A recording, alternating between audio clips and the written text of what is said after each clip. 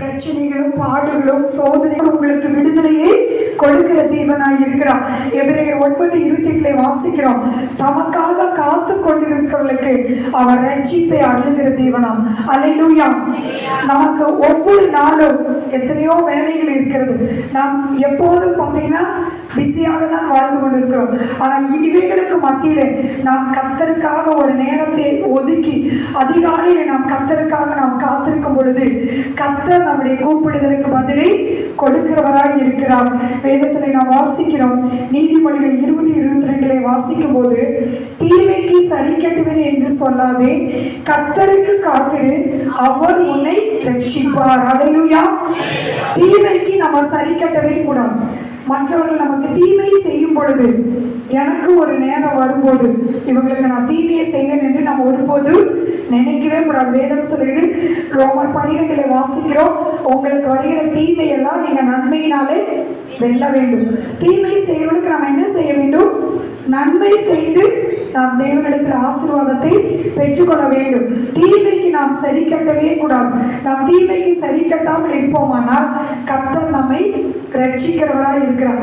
கர்த்தர் நம்முடைய வாழ்க்கையிலே நமக்கு வருகிற தீமைகளை எல்லாம் கர்த்தர் நன்மையாக மாற்றுகிறவராய் இருக்கிறார். விசுவாசிக்கிறீங்களா? உங்களுக்கு எத்தனை பேர் தீமை செய்தாலும் நீங்கள் பயப்பட வேண்டாம். நீங்கள் நன்மையை பின்பற்றும் பொழுது தொடர்ந்து யாரும் உங்களுக்கு தீமை செய்யவே முடியாது. நாம் வேதத்தில் நாம் பார்க்கிறோம்.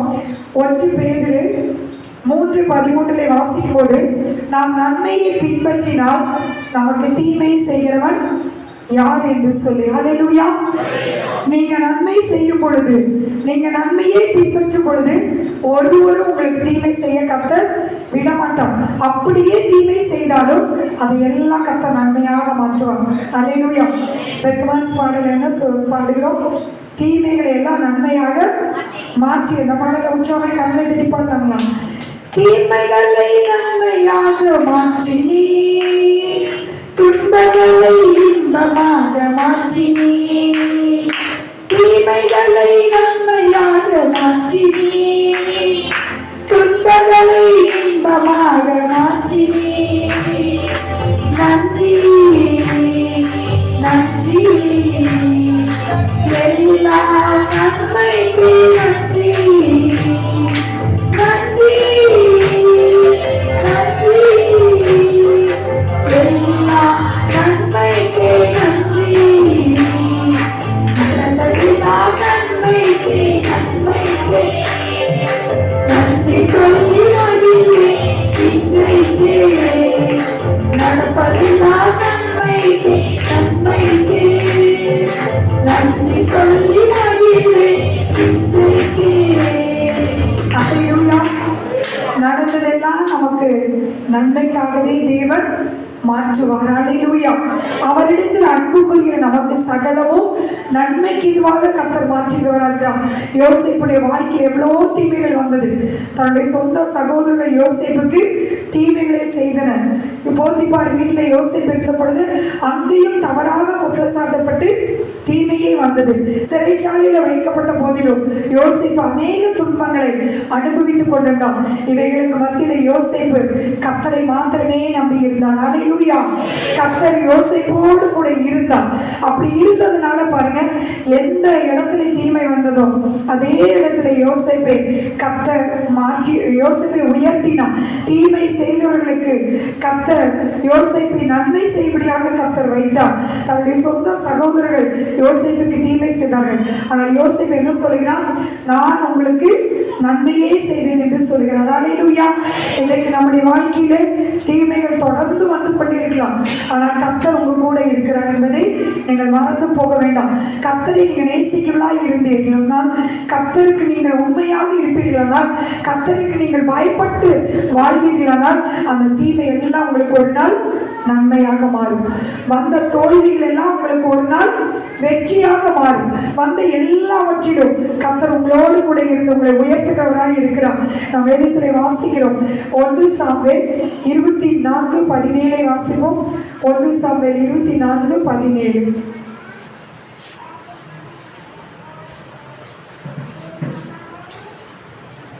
தாவீதை பார்த்து, நீ என்னை பார்க்கிலும் நீதிமான், நீ இங்க பாருங்க, சவுல் என்ன சொல்லுகிறார்? தாவீதை பார்த்து, நீ என்னை பார்க்கலும் நீதிமான், நீ எனக்கு நன்மைதான் செய்தாய், ஆனால் நானும் உனக்கு தீமை செய்தேன் என்று சொல்லுகிறான். கர்த்தர் சவுலின் வாழ்க்கையில பார்த்தீங்கன்னா எத்தனையோ முறை தேவன் சவுலுக்கு அவருடைய இரக்கத்தை காண்பித்தார். ஆனால் சவுல் என்ன பண்ணாரு? தாவீதுக்கு எப்போதும் தீமையிலேயே செய்து கொண்டு வந்தார். ஆனால் தாவீதின் கரத்திலே சவுலை ஆண்டவர் 2 முறை ஒப்பு கொடுத்த போதிலும் தாவீது சவுலை கொன்று போடவில்லை. தாவீது சவுலுக்கு எப்போதும் நன்மையே செய்து கொண்டு வந்தார். தாவீதை ஆண்டவர் வர வர விருத்தி அடைய செய்தார். அல்லேலூயா. சவுலுடைய ராஜ்யபாரம் நிலைத்திருக்கவில்லை, ஆனால் தாவீதுடைய ராஜ்யத்தை தேவன் நிலைத்திருக்க செய்தார். தாவீதுடைய குமாரன் என்று இயேசு அழைக்கப்பட்டார். அல்லேலூயா. இன்றைக்கு நமக்கு வருகிற உயர்வுகளை தடுப்பதற்காக எத்தனையோ மனிதர்கள் தீமைகளை செய்யலாம். நமக்கு விரோதமாக தீமையான வார்த்தைகளை கொப்பளித்து பேசிக் கொண்டிருக்கலாம். ஆனால் கர்த்தர் உங்கள் நடுவில் இருக்கிறார் என்பதை நீங்கள் மறந்து போக வேண்டாம். செப்பனியாவை நாம் வாசிக்கும் பொழுது, கர்த்தர் உங்கள் நடுவில் இருக்கும் பொழுது இனி தீங்கை காணாமல் இருப்போம் என்று பார்க்கிறோம். அல்லேலூயா. நீங்க தீங்கை குறித்து நீங்க கலங்கவே வேண்டாம்.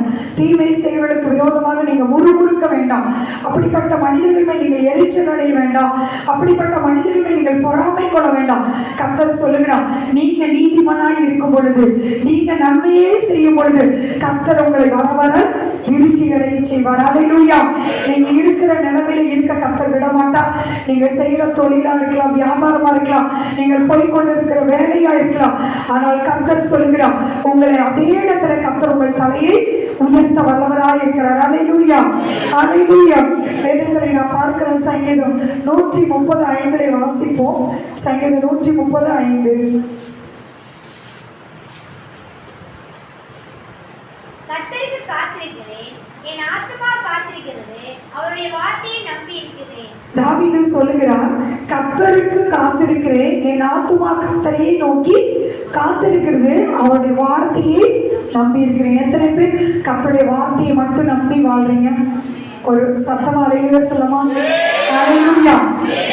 யாரை நம்பி வாழ்ந்தாலும் நம்ம வாழ்க்கை தோல்வியில முடியும், நம்முடைய வாழ்க்கை வெட்கத்துல முடியும். ஆனால் கர்த்தரையும் அவருடைய வார்த்தையை நீங்கள் நம்பி வாழும் பொழுது நீங்க ஒருபோது வெட்கப்பட்டு போது நீங்கள் கர்த்தருக்குள்ளே செழிக்கும்படி செய்வார். அல்லேலூயா. கர்த்தரை நம்புகிறோனோ செழிப்பான் என்று வேதத்திலே வாசிக்கிறோம். நீங்க கர்த்தருக்கு காத்திருக்கிறது நல்லதுதான். ஜபத்துல அநேக நாட்கள் பதில் வரும் வரை நம்ம கர்த்தருக்கு காத்திருக்கிறோம். ஆனால் அதே நேரத்தில் கர்த்தர் உங்களுக்கு கொடுத்த வாக்கு தத்தத்திலே நீங்கள் நம்பிக்கையா இருக்க வேண்டும். கர்த்தர் உங்களுக்கு சொன்ன வார்த்தையை நீங்கள் நம்பிக்கையா இருந்து அவருடைய நாமத்தை மகிமைப்படுத்தும் பொழுது நிச்சயமாகவே கர்த்தர் உங்களுக்கு சொன்னதை செய்யும் அளவு உங்களை கைவிடவே மாட்டார். அல்லேலூயா. மழை போன்ற பிரச்சனைகள் வரலாம், பனியை போல கர்த்தர் மாற்றி விடுவார். நீங்கள் உங்கள் வாழ்க்கையிலே எவ்வளோ பிரச்சனைகளை சந்தித்தாலும் கர்த்தர் உங்களோடு கூட இருக்கிறார். கர்த்தர் உங்களுக்கு விரோதமாய் எழுப்புகிற எல்லா ஆயுதங்களையும் வாய்க்காமல் பண்ணுவார். அல்லேலூயா. வேதத்தை நான் பார்க்கும் பொழுது யோசேப்பு கர்த்தரை மாத்திரம் நம்பி இருந்தபடினால் யோசேப்பின் வாழ்க்கையிலே எவ்வளோ தீமைகள் வந்தாலும் அவருடைய வசனம் யோசேப்பை புடமிட்டது. கர்த்தர் சொன்ன வார்த்தையை நிறைவேற்றினார். கர்த்தர் சொன்னார், உன்னுடைய சகோதரர்கள் எல்லாம் உன்னை வணங்குவார்கள் என்று சொல்லி, தாயும் தகப்பனும் வணங்குவார்கள் என்று சொல்லி ஆண்டவர் யோசேப்புக்கு தரிசனத்தை கொடுத்தார். அது அப்படியே யோசேப்புடைய வாழ்க்கையிலே நிறைவேறினது. அல்லேலூயா. நம்முடைய இக்கட்டான நேரத்தில் நம்ம போகலாம், ஆனால் கர்த்தர் உங்களுக்கு ஒரு வாக்கு கொடுப்பாருனால் அது எவ்வளவு வருடங்கள் ஆனாலும் நீங்க உறுதியாய் நம்பிக்கையாய் இருங்க. கர்த்தர் மேல வைத்திருக்கிற விசுவாசத்திலே அசையாமல் இருந்து பாருங்க, நிச்சயமாக கர்த்தர் உங்கள் வாழ்க்கையில் அதை நிறைவேற்றுகிறவராய் இருக்கிறார். அல்லேலூயா. வேதம் சொல்கிறது, நம்ம எந்த காலத்திலும் கர்த்தரையே நாம் நம்ப வேண்டும். நம்முடைய வாழ்க்கையில் எவ்வளவு பிரச்சனைகள் வந்தாலும் உங்க இருதயம் கர்த்தரை நம்பி உறுதியாய் இருக்கும் பொழுது, திடமனதாய் இருக்கும் பொழுது கர்த்தர் உங்களை ஸ்திரப்படுத்துவார், கர்த்தர் உங்களை பலப்படுத்துவார், கர்த்தர் உங்களை நிலைநிறுத்துவார். அல்லேலூயா. யோசேப்பை கர்த்தர் அதே தேசத்துல உயர்த்தினார். எந்த இடத்துல யோசேப்பு குற்றம் சாட்டப்பட்டாரோ அதே வீட்டுக்கு கர்த்தர் அதிகாரியாய் மாற்றினார், தேசத்துக்கு அதிகாரியாய் மாற்றினார். அல்லேலூயா. எபிரேயர் 6:15 வாசிக்கிறோம். ஆபிரகாமை குறித்து நாம் பார்க்கும் பொழுது தேவனுடைய வாக்கு தத்தத்துக்காக ஆபிரகாம் பொறுமையாய் காத்திருந்து வாக்கு தத்தம் பண்ணப்பட்டதை பெற்று பெற்றுக்கொண்டான், சுதந்திரித்து கொண்டான். இன்றைக்கு கர்த்தர் இந்த வருஷத்திலே உங்களுக்கு என்ன வாக்குத்தத்தம் கொடுத்திருக்கிறார் என்று உங்களுக்கு தெரியும். தனிப்பட்ட வாக்குத்தத்தம் எடுத்திருப்பீங்க, சபைக்கு ஒரு வாக்குத்தத்தத்தை கர்த்தர் கொடுத்திருக்கிறார். நீங்க எத்தனை பேர் அந்த வாக்குத்தத்தத்துக்காக ஜெபித்திருக்கிறீங்க? எத்தனை பேர் அந்த வாக்குத்தத்தம் நிறைவேறணும்னு சொல்லி கர்த்தரை ஸ்தோத்திரித்து மகிமைப்படுத்திருக்கிறீங்க? நீங்களே வாக்குத்தத்தத்தை மறந்து போனா கர்த்தர் உங்களுக்கு அதை நிறைவேற்ற முடியாது. நிறைய பேருக்கு இந்த வருஷம் என்ன வாக்குத்தத்தம் எடுத்தீங்கன்னா தெரியாது, மறந்துடும். கர்த்தர் நமக்கு கொடுத்த வாக்குத்தத்தங்கள் எல்லாம் இயேசு கிறிஸ்துவுக்குள் ஆமென் என்றும் இருக்கிறது. மனிதர்களே நமக்கு ஒரு வார்த்தையை நிறைவேற்றுவார்களானால் அவர் மாறாதவராய் இருக்கிறார், அவர் வாக்கிலே வல்லவராய் இருக்கிறார், செயல்களிலே மகத்துவமுள்ள தேவனாய் இருக்கிறார். அவர் சொன்னதை நிச்சயமாக காப்பாற்றுகிற தேவன். அவருடைய வாக்குத்தத்தத்திலே உண்மையுள்ளவராய் இருக்கிறார். விசுவாசிக்கிறீங்களா?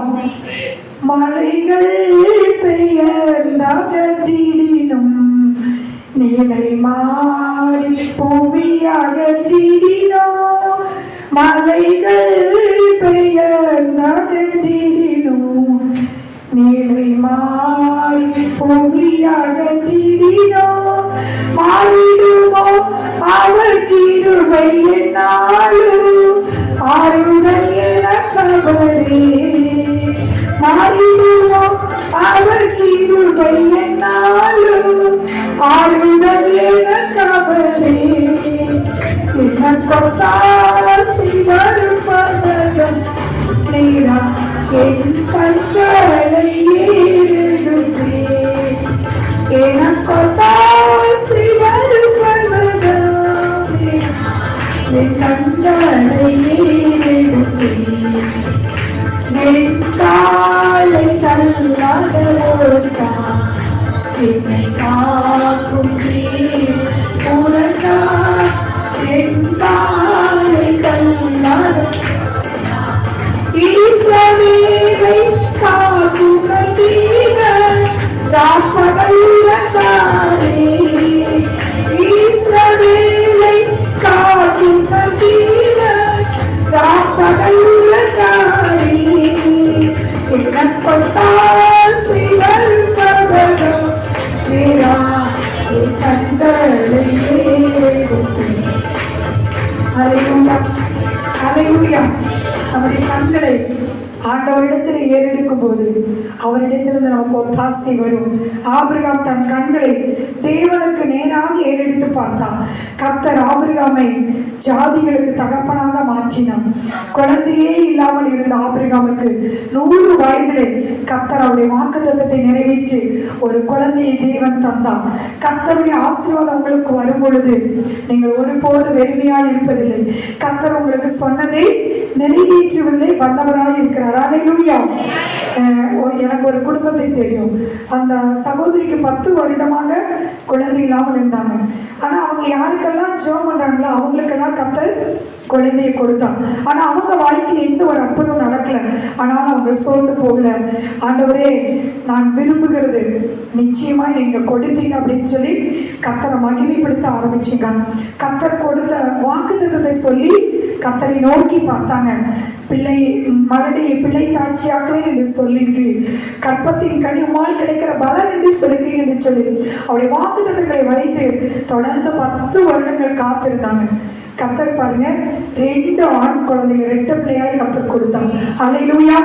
இன்றைக்கு நீங்க தேவனிடத்துல எந்த நன்மைக்காய் காத்திருக்கிறீங்களோ, எந்த ஆசீர்வாதத்துக்காய் காத்திருக்கிறீங்களோ, நிச்சயமாக தேவன் உங்களுக்கு ரெட்டிப்பாய் கொடுக்க போகிறார். அல்லேலூயா. வேதத்தை வாசிப்போம். நீதிமொழிகள் 13:12 வாசிப்போம். நீதிமொழிகள் 13:12.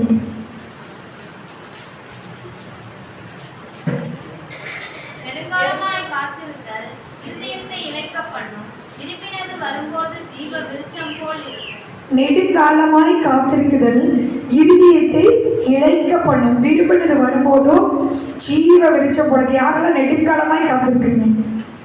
10 வருஷம், 5 வருஷம், 1 வருடம் எனக்கு எந்த அற்புதம் நடக்கலை. நிறைய பேர் பார்த்தீங்கன்னா கொஞ்ச நாள் ஜெபிப்பாங்க, அற்புதம் நடக்கலைன்னா ஆலயத்தை மறந்துடுவாங்க, ஜபத்தை விட்டுடுவாங்க. ஆனால் நம்ம அப்படி இல்லை. கர்த்தருக்கு காத்திருக்க கர்த்தர் நிச்சயமாக நமக்கு செய்ய போகிற காரியம் பெரியவைகளாக இருக்க போகிறது. அல்லேலூயா. ஆபிரகாம் 25 வருஷம் காத்திருந்தான்.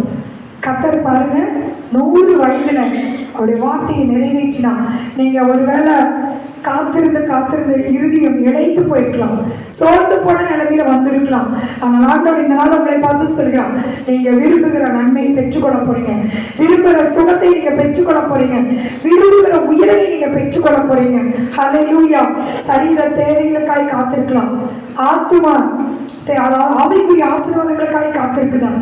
ஆனால் எப்படி காத்திருந்தாலும் நிச்சயமாகவே நம்முடைய காத்திருப்பு ஆண்டவரிடத்திலிருந்து பதிலை பெற்றுக் கொடுக்கும், ஆண்டவரிடத்திலிருந்து அற்புதத்தை நமக்கு பெற்றுக் கொடுக்கும். யோவான் 5ஆம் அதிகாரத்தில் நீங்க வாசிச்சு பாருங்க. அங்க 3வது வசனத்துல நாம் பார்க்கிறோம், அங்கே குருடர்கள், சப்பானிகள், சூம்பின உறுப்பினர்கள் எல்லாம் பாருங்க அந்த பெதஸ்தா குளத்துல எப்போது தண்ணீர் கலங்கும் என்று காத்து கொண்டிருப்பார்களாம். ஏன் அப்படி காத்து கொண்டிருந்தாங்க? அந்த தண்ணீரை தேவதூதன் வந்து கலக்கும் போது அந்த குளத்துல யார் முந்தி இறங்குறாங்களோ அவங்க எப்பேற்பட்ட வியாதியுள்ளவர்களா இருந்தாலும் சுகத்தை பெற்றுக்கொள்வாங்க.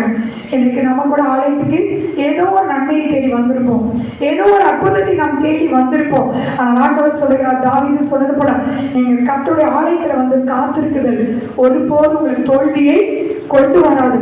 நீங்கள் எதிர்பார்க்கிற வெற்றி உங்களுக்கு கிடைக்கும். பிரியமானவர்களே, எதிர்பார்க்கிற ஆசீர்வாதத்தை நீங்க பெற்றுக்கொள்வீங்க. அந்த இடத்துல 38 வருஷமா சப்பானியாய் ஒருவன் படுத்து கிடக்கிறதை பார்க்கிறோம். 38 வருட வியாதி, அவன் சுகத்தை பெற்றுக்கொள்ளவில்லை. ஏனென்றால் அவனாக எழுந்து போய் அந்த குளத்தில் இறங்க முடியாத ஒரு சூழ்நிலை, நடக்க முடியாத ஒரு சூழ்நிலை. இப்படிப்பட்ட நேரத்தில் இயேசு அவனை தேடி வந்தார். அல்லேலூயா. இன்றைக்கு உங்களை இயேசு தேடி வந்திருக்கிறார். எவ்வளோ நாட்கள் உங்கள் கண்ணீர் ஆண்டவருடைய சமூகத்தில் எட்டி இருக்கு? எவ்வளோ நாட்கள் நீங்கள் ஆண்டவரிடத்தில் வடித்த கண்ணீர் வீணாய் போகுதில்லை, நீங்கள் எடுத்த உபவாசம் வீணாய் போகவில்லை, கர்த்தருடைய ஆலயத்தில் வந்து வடித்த கண்ணீர் வீணாய் போகவில்லை. அந்த 38 வருஷம் படுக்கையில கிடந்த அவனை இயேசு தேடி வந்து, நீ சுகமடைய விரும்புகிறாயா என்று கேட்டான். உடனே பாருங்க அவன் என்ன சொன்னான், ஆண்டவரே என்னை இந்த குளத்துல கொண்டு போய் விடுகிறதுக்கு யாருமே இல்லை. அவன் தனிமையில இருந்தான், திக்கற்ற ஒரு சூழ்நிலையில இருந்தான். ஆனால் இயேசு அவனை பார்த்து சொன்னான், நீ எழுந்து உன் படுக்கை எடுத்துக்கொண்டு நட. உடனே பாருங்க கர்த்தருடைய வல்லமை அவனுக்குள்ளே கடந்து வந்தது. அவன் 38 வருஷம் படுக்கையை கர்த்தர் மாற்றினார். அல்லேலூயா. இன்றைக்கு நீங்கள் நெடுங்காலமா எந்த ஒரு அற்புதத்துக்காக தேவனுடைய சமூகத்தில் காத்திருந்தாலும் உங்கள் நம்பிக்கை வீணாய் போகாது. இயேசு உங்களை தேடி வருவான். நீ சுகமடைய விரும்புகிறாய் என்று கேட்பான். உனக்கு என்ன தேவை என்று கர்த்தர் உங்களை பார்த்து கேட்கிறவரா இருக்கிறார். உங்க விருப்பத்தை அவர் நிறைவேற்றுவதிலே வல்லவராய் இருக்கிறார். சங்கீதம் 20:4 வாசிக்கிறோம், அவர் உமது மன விருப்பத்தின்படி உமக்கு தந்தள்ளி உங்களுடைய ஆலோசனைகளை எல்லாம் நிறைவேற்றுவார். உங்க விருப்பத்தை நிறைவேற்றுவாரா மாட்டாரா? நமக்கு எத்தனையோ விருப்பங்கள் இருக்கும், எத்தனையோ ஆசைகள் இருக்கும். நம்ம நிறைய பேர் பார்த்தீங்கன்னா இந்த இடத்துல ஒரு நோக்கத்தோடு வந்திருக்கிறோம். ஆனால் கர்த்தருக்கு தெரியும் அந்த விருப்பங்களை எல்லாம் கர்த்தர் நிறைவேற்றுகிறவரா இருக்கிறார். யோபு 14:14 வாசிக்கிறோம், எனக்கு மாறுதல் எப்போது வரும் என்று எனக்கு குறிக்கப்பட்ட போராட்டத்தின் நாளெல்லாம் நான் காத்திருக்கிறேன். யோபு சொல்றாரு, எனக்கு எப்போது மாறும், எனக்கு மாறுதல் வரும். இந்த தீமையான காலை எப்போது மாறும், இந்த வியாதி நாட்கள் எப்போது மாறும், இந்த தோல்வி நாட்கள் எப்போது மாறும், நிந்தனை நாட்கள், இந்த நெருக்கத்தின் நாட்கள் எப்போது மாறும் என்று சொல்லி ஒரு மாறுதலுக்காக நம்ம காத்து கொண்டிருக்கிறோம். யோபு சொல்றாரு, எனக்கு குறிக்கப்பட்ட போராட்டத்தின் நாளெல்லாம் நான் காத்திருக்கிறேன். எத்தனை பேர் ஆண்டவருக்கு நீங்க காத்திருக்கிறீங்க? போராட்டத்தின் நாட்களிலே, பாடுகளின் நாட்களிலே, நெருக்கத்தின் நாட்களிலே நீங்க கர்த்தருக்கு காத்திருக்க வேண்டும். யோபு 30:26 வாசிப்போம். யோபு 30:26. நன்மைக்கு காத்திருந்த எனக்கு தீமை வந்தது, வெளிச்சத்தை வர பார்த்து கொண்டிருந்த எனக்கு இருள் வந்தது. யோபு சொல்லுகிறார், நன்மைக்கு காத்திருந்த எனக்கு தீமை வந்தது, வெளிச்சத்தை வர காத்திருந்த எனக்கு இருள் வந்தது. இன்றைக்கு நம்ம கூட பார்த்தீங்கன்னா நன்மைக்கு தான் நம்ம காத்திருந்தோம், ஆனால் தீமையே நம்முடைய வாழ்க்கையில தொடர்ந்து வந்து கொண்டிருக்கலாம். யோபுக்கு எவ்வளோ தீமைகள், இழப்புகள், நஷ்டங்கள், யோபுடைய சரீரத்தில் வியாதி, 10 பிள்ளைகளையும் இழந்த ஒரு சூழ்நிலை, 11,000 மிருக ஜீவங்களை இழந்த சூழ்நிலை. ஆனால் இப்படிப்பட்ட நேரத்தில் யோபு என்ன சொன்னார், அவர் என்னை கொன்று போட்டாலும் அவர் மேல் நம்பிக்கையா இருப்பேன். நீங்களும் நானும் கர்த்தருக்கு காத்திருக்கலாம்.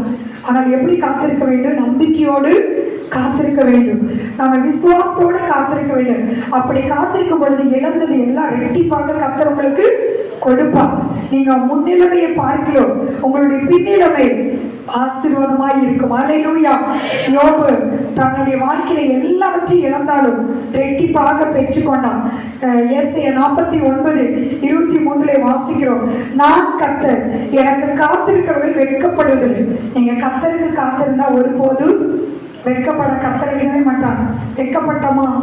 கர்த்தருடைய ஆலயத்துக்கு வந்து நம்ம வெட்கப்பட்டோமா? கர்த்தருடைய வார்த்தையை நம்பி நம்ம வெட்கப்பட்டோமா? வெட்கப்படவே இல்லை. மனுஷனுடைய வார்த்தைகள் உங்களுக்கு தோல்வியை கொண்டு வரலாம். ஆனால் கர்த்தருக்கு நீங்க காத்திருந்து அவரையே நீங்கள் நம்பிக்கையாய் கொண்டிருக்கும் பொழுது ஒருபோது கர்த்தர் உங்களை வெட்கப்படுத்தவே மாட்டார். ஏசாயா 64:4 வாசிக்கிறோம், அவருக்கு காத்திருக்கிறவர்களுக்கு அவர் செய்பவைகளை உலக தோற்றம் முதற்கொண்டு ஒருவரும் கேட்டதுமில்லை, ஒருவரும் கண்டதுமில்லை, செவியால் உணர்ந்ததும் இல்லையா. அவர் நமக்கு உண்டு பண்ணி வைத்திருக்கிற நன்மை எல்லாம் எவ்வளோ பெரியது என்று வேதத்தில் பார்க்கிறோம்.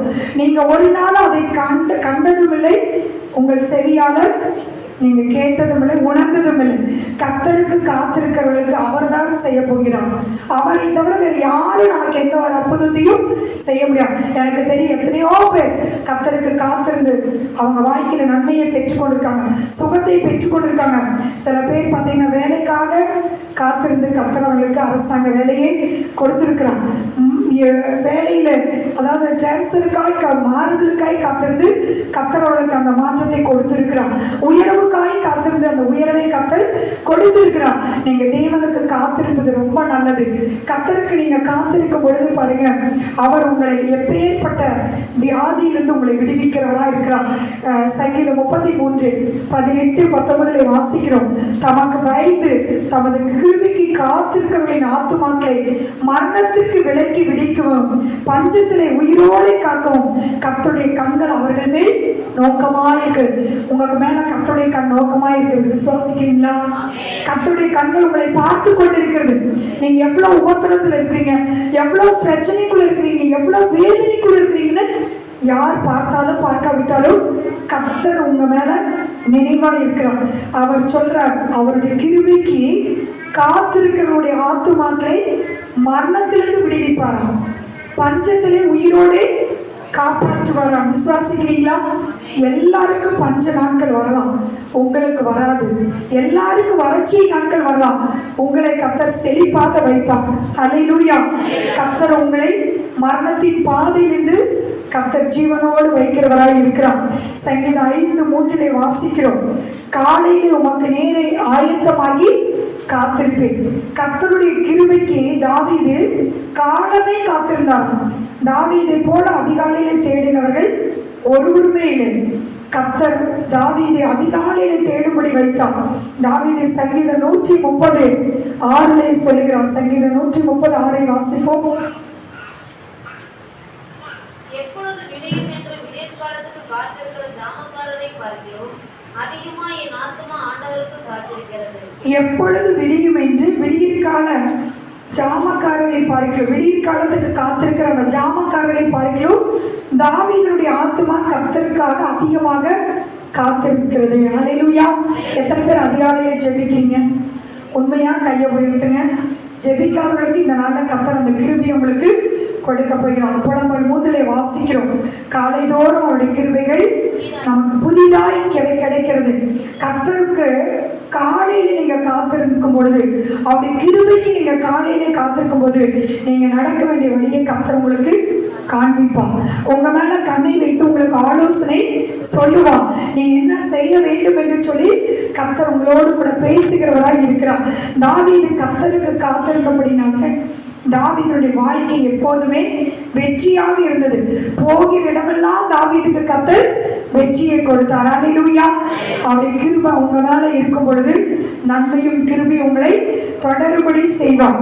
கண்மலைகள் பெயர்க்கும்படியாய் கர்த்தர் என்னை கரம் பிடித்தார். கண்மலைகள் பெயர்க்கும்படியாய் கர்த்தர் என்னை கரம் பிடித்தார். காத்திருந்து மேலடைந்து கழுகு போல எழும்பிடு. எல்லாரும் கரங்களை தட்டி பாடும். கழுகு போல எழும்பிடுவே நம்புவே இயேசுவை நம்புவே. எல்லாரும் சாமை பாடும். சுவை நம்புவே இயேசுவை நம்புவே இயேசுவை. ஆத்திமார துணிவிடாமல் ஆற்று மங்கை முதலச்சாலோ. ஆத்திமார துணிவிடாமல் ஆற்று மங்கை முதலச்சாலோ. காத்திருக்கு காத்திருப்போம் வெட்கப்பட்டு போவதில்லை. காத்திருக்கு காத்திருப்போம் வெட்கப்பட்டு போவதில்லை. நம்புவே இயேசுவை நம்புவே இயேசுவை நம்புவே இயேசுவை நம்புவே இயேசுவை. அல்லேலூயா. அதிகாலையிலே கர்த்தருக்கு காத்திருக்கும் பொழுது உங்கள் களஞ்சிகளெல்லாம் கர்த்தர் நிரப்புவா. உங்களை நீதிமா பாடிட்டீங்கன்னா, அதிகாலையில் அவருடைய கிருபைக்கு காத்திருந்தீங்கன்னா கர்த்தர் உங்க மேல பிரியமாய் இருக்கிறார். அல்லேலூயா. எத்தனை பேர் அதிகாலை ஜெபத்தை பண்ணுகிறோம்? அதிகாலையில் எழுந்து கர்த்தரை துதிங்க. அவருடைய கிருபை உங்க மேல இறங்கும், உங்க குடும்பத்தின் மேல இறங்கும், உங்க பிள்ளைகள் மேல இறங்கும். எது நம்மை விட்டு விலகினாலும் தேவனுடைய கிருபை நம்மை விட்டு விலகுவதில்லை. தேவனுடைய சமாதானம் நம்மை விட்டு விலகுவதில்லை. ரோமர் 8:19-23 வாசிப்போம். ரோமர் 8:19-23. மேலும் தேவனுடைய புத்திரர் படி. மேலும் தேவனுடைய புத்திரர் வெளிப்படுவதற்கு சிருஷ்டியானது மிகுந்த ஆவலோடு காத்துக் கொண்டிருக்கிறது. தேவனுடைய புத்திரர் வெளிப்படுவதற்கு சிருஷ்டியானது மிகுந்த ஆவலோட காத்து கொண்டிருக்கிறது. அதிலே 23வது வசனத்தை வாசிங்க. அதுவும் அல்லாமல் ஆவியின் முதற்பலன்களை பெற்ற நாமும் கூட நம்முடைய சரீர மீட்புமாகிய புத்திர ஸ்வீகாரம் வருவதற்கு காத்திருந்து நமக்குள்ளே தவிக்கிறோம். இவ்வளவு நேரம் நம்ம பார்த்தோம், சரீர பிரகாரமான நன்மைகளுக்காக ஆவிக்குரிய ஆசீர்வாதங்களுக்காக நாம் கர்த்தரிடத்திலே காத்திருக்கும் போது நாம் ரட்சிப்பை பெற்றுக்கொள்கிறோம். நாம் தேவனுடைய ஆசீர்வாதத்தை பெற்றுக்கொள்கிறோம், வாக்குத்தத்தங்களை சுதந்திரித்துக் கொள்கிறோம். இதை விட ஒரு பெரிய காத்திருப்பு என்ன தெரியுங்களா? நம்முடைய ஆண்டவராய் இயேசு கிறிஸ்து வரப்போகிறார். நம்ம எல்லாம் மீட்கும்படியாக, நம்ம எல்லாம் அவரோடு கூட கூடி சேர்க்கும்படியாக சீக்கிரத்தில் மத்திய ஆகாயத்தில் அவர் வெளிப்பட போகிறார். எத்தனை பேர் ஆண்டுடைய வரிக்காக அவரோடு காத்திருக்கிறீங்க? சத்தமா அல்லேலூயா சொல்லமா? அல்லேலூயா. எல்லா சிருஷ்டிகளும், ஆண்டவரால் உண்டாக்கப்பட்ட எல்லா சிருஷ்டிகளும் நமக்காக காத்து கொண்டிருக்கிறதா. சரீர மீட்பாகிய புத்திர சுவிகாரம் வருகிறதுக்கு காத்திருந்து தவிக்கிறோம்.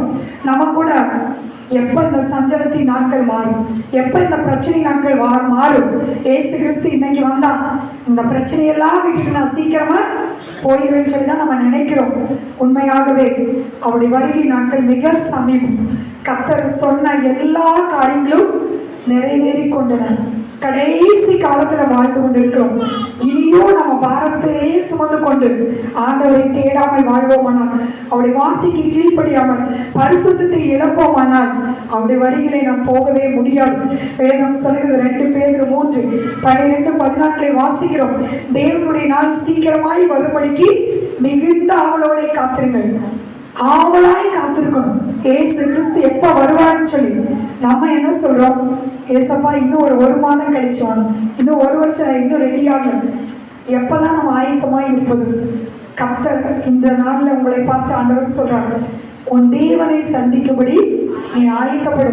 நீங்க உலக வேலைகளை செய்து கொண்டிருக்கலாம், உங்க குடும்பத்தின் பொறுப்புகளை நீங்கள் கவனித்துக் கொண்டிருக்கலாம்.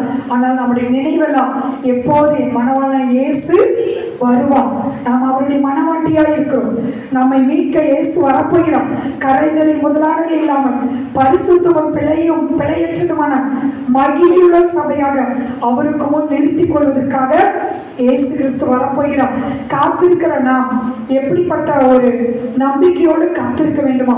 கரையற்றவர்களும் பிழை இல்லாதவர்களுமாய் சமாதானத்தோட அவர் சந்நிதி முன் நிற்க ஜாக்கிரதையாக இருக்க வேண்டும். அல்லேலூயா. நாம் எப்படிப்பட்ட ஒரு பரிசுத்தமுள்ள நடக்கையோடு காத்திருக்க வேண்டும், பிழை இல்லாதவர்களாய் காத்திருக்க வேண்டும், கரையற்றவர்களாய் காத்திருக்க வேண்டும். இப்படிப்பட்டவர்களை மீட்கத்தான் இயேசு வரப்போகிறார். நம்ம சபைக்கு வருகிற ஒருவர் கூட கைவிடப்படக்கூடாது. எல்லாரும் இயேசு கிறிஸ்துவின் வரிக்கு நாம் ஆயத்தமாய் காணப்பட வேண்டும், குடும்பமாய் அவருடைய வரிகளை எடுத்துக்கொள்ளப்பட வேண்டும். அல்லேலூயா. ஏனோக்கு தேவனோடு சஞ்சரித்தான், அவன் மரணத்தை காணாதபடிக்கு எடுத்துக்கொண்டான். நாமும் கூட மரணத்தை காணாமல் இயேசுவின் வருகையிலே நாம் காணப்பட வேண்டும். அல்லேலூயா. அதனால பாருங்க, ஒவ்வொரு நாளும் பரிசுத்தம் பரிசுத்தம் பரிசுத்தம் என்று சொல்லி பரிசுத்தத்துக்காக நம்மை அர்ப்பணிக்க வேண்டும். உலக தேவைகள் கர்த்தர் சந்திப்பான். உலகத்துல கர்த்தர் உங்களை ஆசீர்வாதமாய் வைப்பான். உங்களுக்கு என்ன தேவை என்பதை அவர் அறிந்திருக்கிறார். ஆனால் உங்களை குறித்த ஆண்டவருக்கு என்ன நோக்கம்? என்னுடைய மகள் பரிசுத்தமாய் வாழ வேண்டும், கரையில்லாத ஒரு வாழ்க்கை, பிழை இல்லாத ஒரு வாழ்க்கை, பரிசுத்தமுள்ள ஒரு வாழ்க்கை வாழ வேண்டும். எவ்வளோ வசனத்தை கேட்டிருக்கிறோம். அந்த வார்த்தைக்கு நம்ம கீழ்ப்படிய நம்மை ஒப்பு கொடுக்க வேண்டும். ஆண்டவர் வரான்னு சொல்றாங்க, இன்னும் தாமதித்து கொண்டுக்குன்னு சொல்லி நம்ம அஜாக்கிரதையா இல்லாம இயேசு கிறிஸ்து 2000 வருஷத்துக்கு முன்பாகவே சொன்னான், இதோ சீக்கிரமாய் வருகிறேன். கண்டிப்பா சீக்கிரமா வந்துடும். அவர் எதற்காக காத்திருக்கிறார் தெரியுங்களா? நீங்களும் நானும் பூர்ணமாய் மாற வேண்டும், அவரை போல பரிசுத்தமாக மாற வேண்டும் என்று சொல்லி நம்முடைய ரட்சிப்பு பூர்ணப்பட அவர் காத்து கொண்டிருக்கிறார். நம்முடைய ரட்சிப்புக்காக நீடிய பொறுமையோடு காத்து கொண்டிருக்கிறார். அதனாலதான் ரெக்கமெண்ட் செய்யப்பட்டான், கரை இல்லாமலே குற்றம் இல்லாமலே கர்த்தருடைய வரிகளை போக நாம் காணப்பட வேண்டும். ஆவியின் கனிகள் 9 நம்முடைய வாழ்க்கையில் இருக்க வேண்டும்.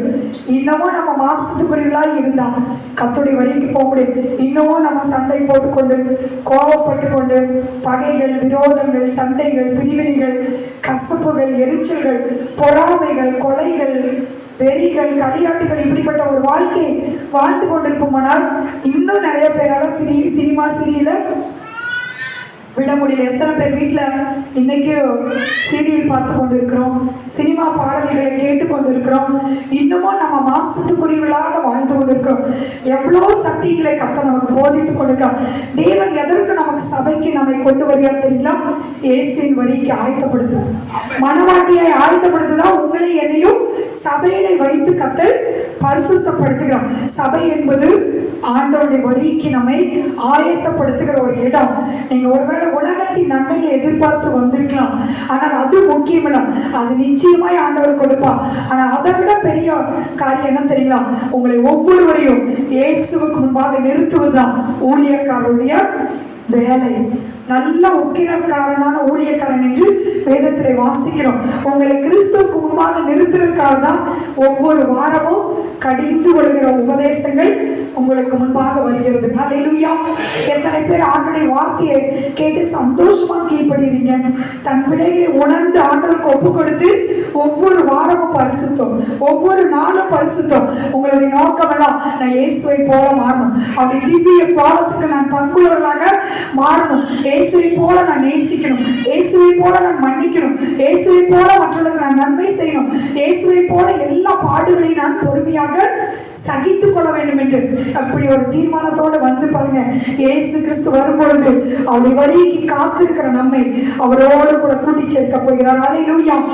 கரையில்லாமலே குற்றமில்லாமலே கர்த்தருக்காய் வாழ்ந்து முன்னேறுவோம். கரையில்லாமலே குற்றமில்லாமலே கர்த்தருக்காய் வாழ்ந்து முன்னேறுவோம். ராஜா வருகிறார், ஆயத்தமாவோம். ராஜா வருகிறார், ஆயத்தமாவோம்.